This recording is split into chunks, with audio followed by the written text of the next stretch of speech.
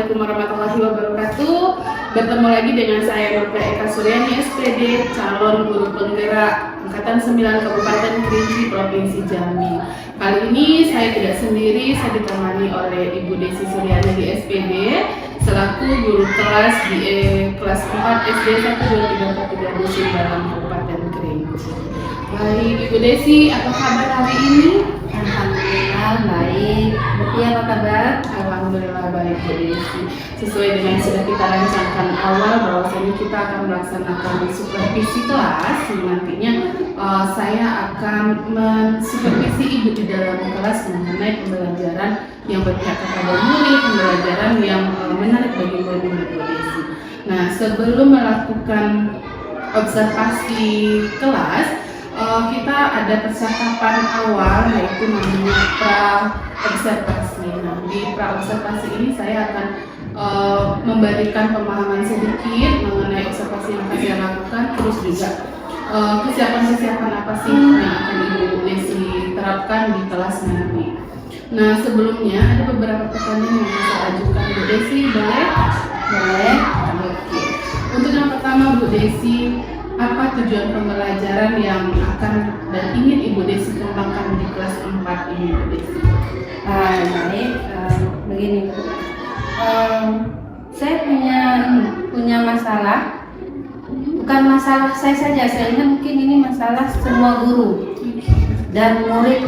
Kalau kita mulai pembelajaran matematika, itu anak-anak mulai mengeluh, matematika Bu, nantilah Bu matematika jam terakhir Bu. Biasanya kayak gitu, Bu seni dulu lah Bu. Kayaknya matematika itu menjadi suatu momok yang menakutkan bagi mereka. Beban berat ketika kita menyebutkan matematika. Jadi keinginan saya itu bagaimana matematika itu menjadi sesuatu hal yang sangat menyenangkan bagi mereka. Ketika kita memulai pembelajaran matematika, oh aku suka, I like matematika, I'm happy belajar matematika. Saya pengen gitu loh. Jadi matematika itu menjadi pembelajaran favorit bagi mereka. Jadi tujuan saya itu, keinginan saya itu bukan karena saya ingin merubah mindset mereka itu bahwa matematika itu sesuatu yang menyenangkan, bukan beban, sesuatu yang membuat I'm happy belajar matematika. Saya ingin merubah mindset itu, sehingga ketika saya mempraktekannya di kelas, pertama kali untuk pembelajaran matematika, saya memberikan motivasi dulu. Ayo anak-anak, matematika itu menyenangkan loh, matematika itu tidak sulit, matematika itu mudah. Tanamkan dalam diri kalian, aku bisa, I can. Oke, berarti intinya tujuan dari Ibu yang ingin Ibu kembangkan dalam pelajaran itu adalah meningkatkan motivasi siswanya tadi tentang matematika, terus juga mengubah mindset dari anak-anak yang awalnya mereka merasa bahwa matematika itu adalah sebuah beban, Ya. dan mindset itu yang akan Ibu ubah nanti. Ya. Baik Bu Desi, selanjutnya dari tujuan yang Ibu sampaikan, bagaimana area pengembangan yang ingin Ibu lakukan? Di area bagian manakah yang akan Ibu kembangkan dari tujuan tersebut? Yang pertama kali tentu saya ingin dari sikap mereka. Yang pertama kali sikap mereka harus menyukai matematika dulu, itu dulu yang harus kita perbaiki dulu. Kemudian tentu ketika mereka sudah menyukai matematika, tentu mereka akan lanjut ke area pengetahuan. Tentu mereka akan mudah dalam mengerti atau dalam mengerti soal-soal kita berikan. Mereka akan bersifat kritis gitu loh dalam materi matematika. Mungkin gitu Bu. Ada dua aspek yang akan dikembangkan. Yang pertama ada sikapnya dan pengetahuannya juga. Oke, baik Bu Desi, kita lanjutkan ya. Seterusnya Bu Desi nih, dari area pengembangan yang disebutkan tadi ada dua, antara sikap dan pengetahuannya. Selanjutnya Bu Desi, ini bagaimana sih rancangan rancangan atau strategi Ibu Desi dalam mengembangkan strategi tadi? Baik, untuk mengembangkan sikap dan pengetahuannya, kalau untuk sikapnya tentu yang pertama tadi kita memotivasi mereka supaya mereka bisa pembelajaran matematika itu sesuatu yang menarik gitu.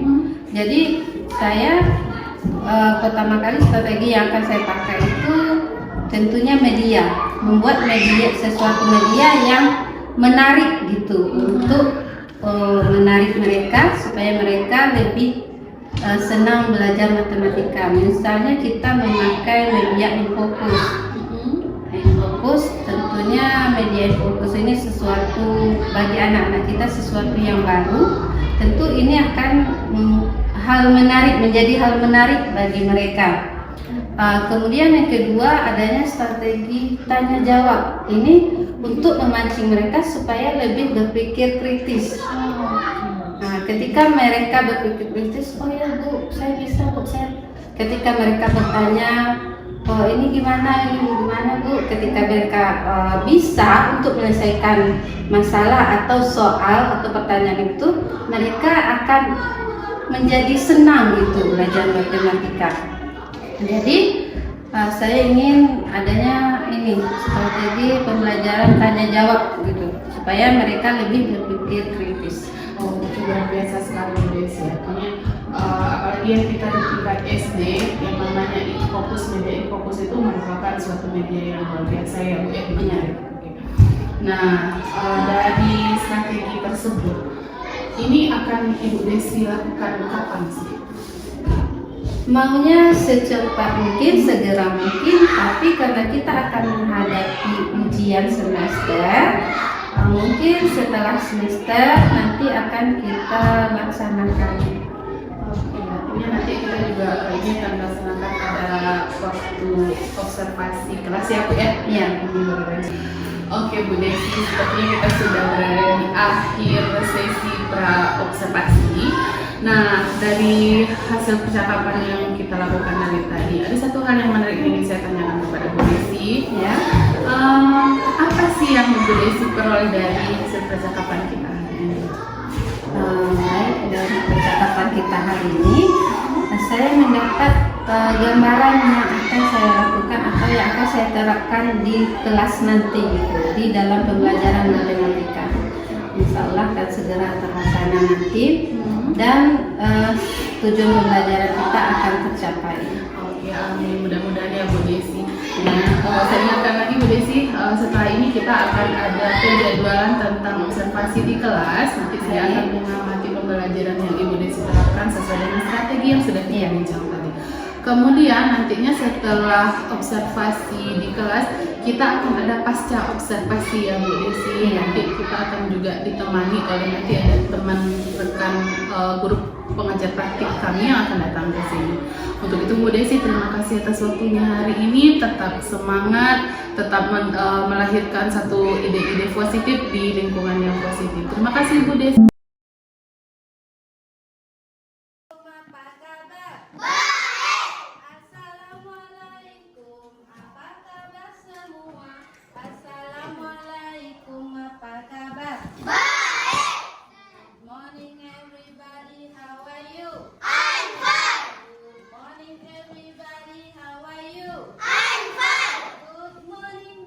Good morning, handsome. Good morning, everybody.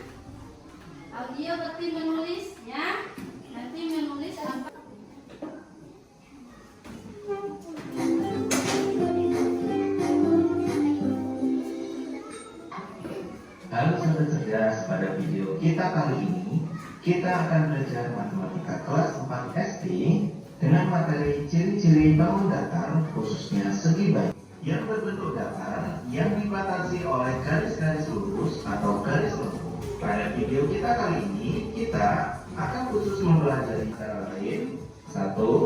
Dibatasi oleh garis atau sisi. 2. Memiliki datar yang berupa garis lurus. Selanjutnya, mari kita mengamati apakah benda-benda berikut adalah termasuk segi banyak atau bukan.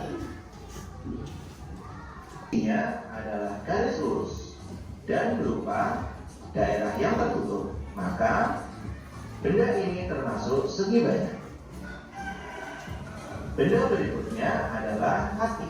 Jika kita perhatikan, sisinya berupa garis lengkung, maka benda tersebut dari segi banyak. Berikut segi banyak berdasarkan besar sudut dan panjang sisinya. Terbagi menjadi dua, yaitu segi banyak beraturan dan segi banyak tidak beraturan. Ciri-ciri dari segi banyak beraturan: 1. Besarnya sudut-sudut dari segi banyak beraturan adalah sama. 2. Panjangnya sisi-sisi segi banyak beraturan adalah sama. 3.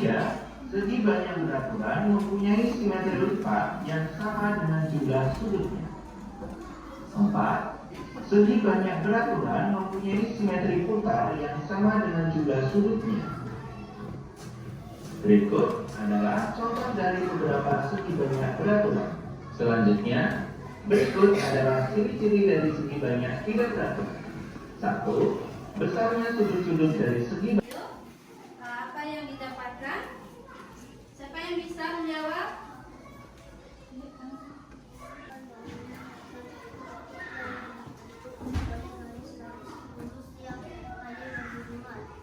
Iya, segi banyak merupakan garis-garis datar yang tertutup. Kemudian siapa lagi?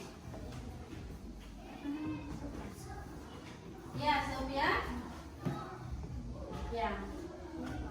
Sekarang dibatasi oleh garis atau memiliki daerah yang tertutup, sisinya berupa garis lurus. iya, betul sekali, itu ciri-ciri dari segi banyak. Nah, sekarang untuk visual, Ibu punya tugas persegi dari bangun datar. Ingat, beda bangun datar dengan bangun ruang. Bangun ruang ada volumenya. Kita disuruh menghitung volume. Kemudian bangun datar tidak ada volumenya. Yang ada keliling dan luas. Bukan luas. Nah, ini beberapa gambar yang akan digambarkan oleh kelompok visual. Ya, Ibu bagikan.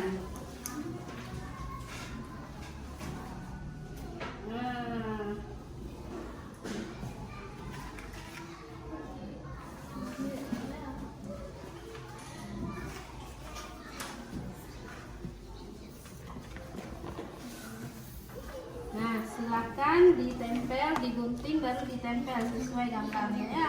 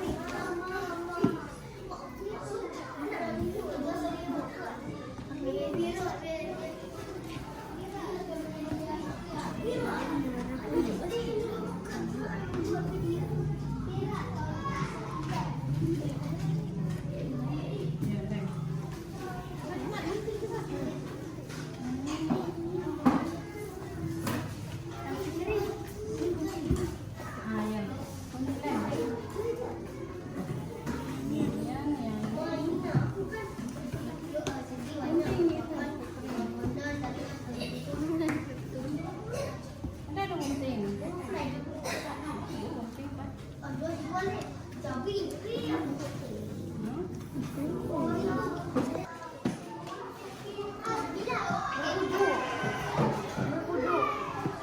baik ambar elok nang rumah Sudah selesai.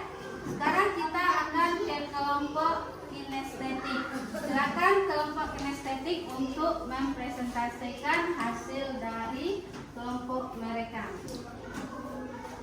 Ya, dari bangun dasar ini maka kita dapat membentuk berbagai macam bangun dasar. Contohnya presentasi. proses kita dimulai. 1, 2, 3, 4. Nah, siapa yang kebanyakan?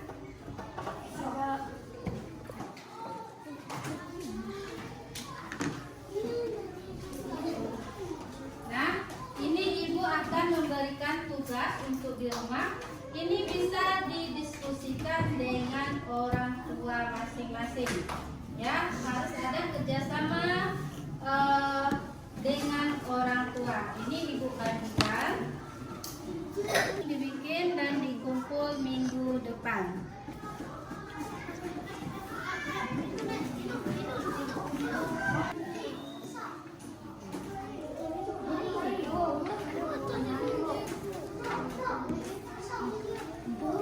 Ini silakan ketua kelas maju ke depan pimpin doa.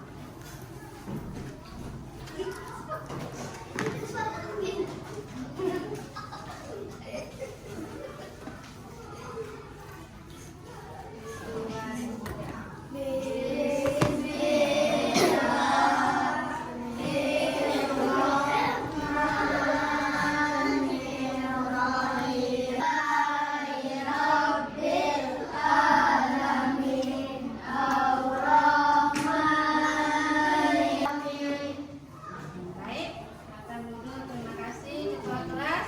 Baik, demikianlah pembelajaran kita hari ini. Dan ibu harap bisa diulang di rumah supaya bisa diingat selalu. Assalamualaikum warahmatullahi wabarakatuh.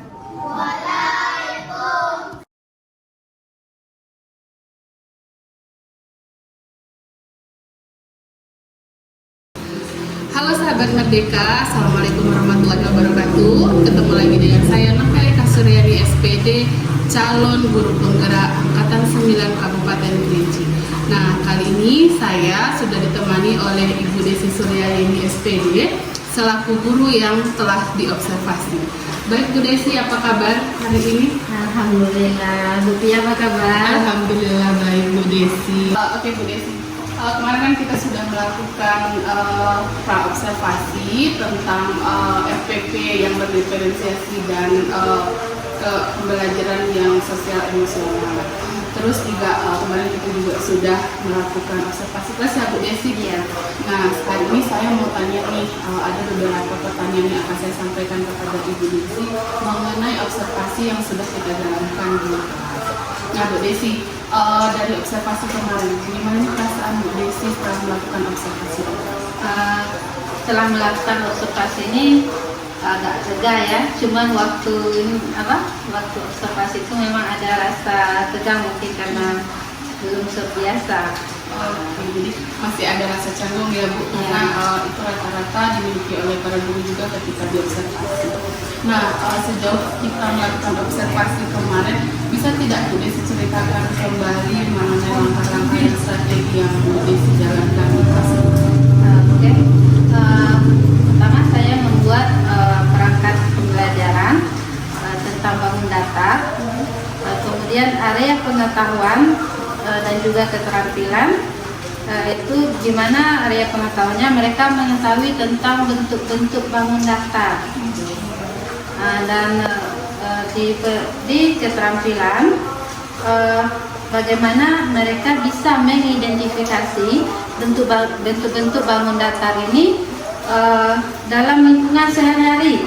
Misalnya bangun datar segitiga, mereka dapat membayangkan yang mana sih bentuk segitiga gitu, atap rumah atau segi empat.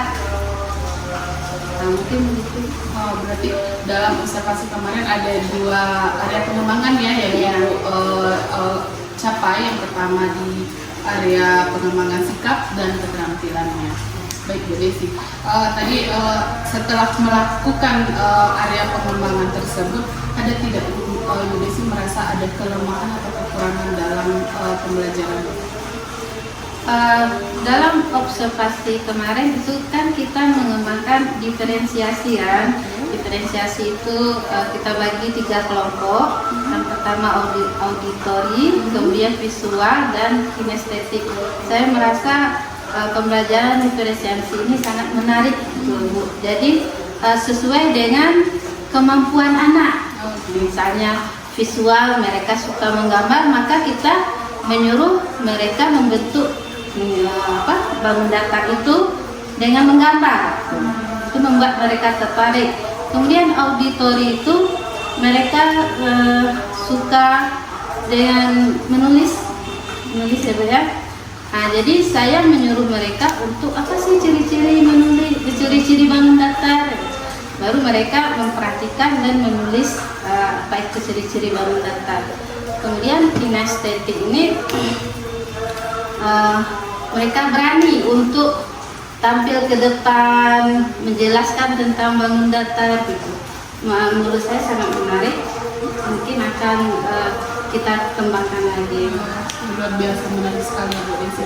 Nah, dari pembelajaran berdiferensiasi tadi ya, sebenarnya ini juga baru juga dikembangkan di tempat Bu Desi ya, karena tempat kemarin sudah melakukan observasi juga. Nah, dari pembelajaran diferensiasi ini Bu Desi, ada tidak Bu Desi mengalami kendala di dalam penerapan pembelajaran diferensiasi ini? Kalau menurut saya kendala itu karena ini awal ya, awal dalam penerapan di sekolah kita, tentu masih terasa canggung. Masih terasa canggung, ibarat kata masih kaku. Bagaimana cara kita menerapkan? Lalu dari itu respon dari peserta didik ini gimana Bu Desi? Respon peserta didik ini mereka sangat tertarik karena mereka melakukan pembelajaran itu sesuai dengan apa yang mereka suka gitu. Berarti sesuai dengan minat belajarnya ya. Berarti Anda juga antusias dengan kondisi seperti itu. Ya. Nah, dari observasi kemarin juga nih, kalau dibandingkan kita skalakan, kira-kira pencapaian tujuan pembelajaran di pembelajaran berdiferensiasi ini dari angka 1 sampai dengan angka 10, kira-kira posisinya di angka? Kalau menurut saya kasih nilai dari 1 sampai 10 itu angka 8. Oke, seterusnya Bu Desi, setelah tahu skalanya angka 8, berarti itu adalah skala yang luar biasa ya pembelajaran diferensiasi. Nah, kira-kira ke depannya pembelajaran ini akan diterapkan lagi atau ada program-program lain lagi yang akan dijalankan? Kalau menurut saya sih mungkin akan diteruskan lagi pembelajaran diferensiasi ini. Baik Bu Desi, tadi kan saya dengar menarik sekali ya pembelajaran diferensiasi ini memberikan motivasi kepada siswa juga ya. Nah, kira-kira pembelajaran diferensiasi ini akan dilanjutkan dan kapan akan dilanjutkan? Serta mungkin ada program-program lain yang akan dijalankan juga? Ya, untuk pembelajaran diferensiasi ini mungkin akan kita lanjutkan dan akan kita kembangkan lagi ke kelas-kelas lain. Dan kapan kita akan laksanakan, karena sekarang situasinya libur dan bulan puasa, mungkin akan kita laksanakan di pembelajaran semester berikutnya. Oke, menarik sekali ya Bu Desi. Semoga nanti ke depannya pembelajaran diferensiasi ini dan pembelajaran sosial emosionalnya juga akan bisa diterapkan dengan baik di kelas ya, dan juga akan menjadi contoh bagi kelas-kelas kandidati yang lain. Nah, sepertinya sudah cukup observasi kita hari ini, sangat menarik. Ini juga menginspirasi juga. Semoga berikutnya pembelajaran ini di sekolah ini jadi contoh, jadi positif, pembelajaran yang positif. Baik Bu Desi, terima kasih atas waktunya. Sampai jumpa di lain waktu. Terima kasih Bu. Sama.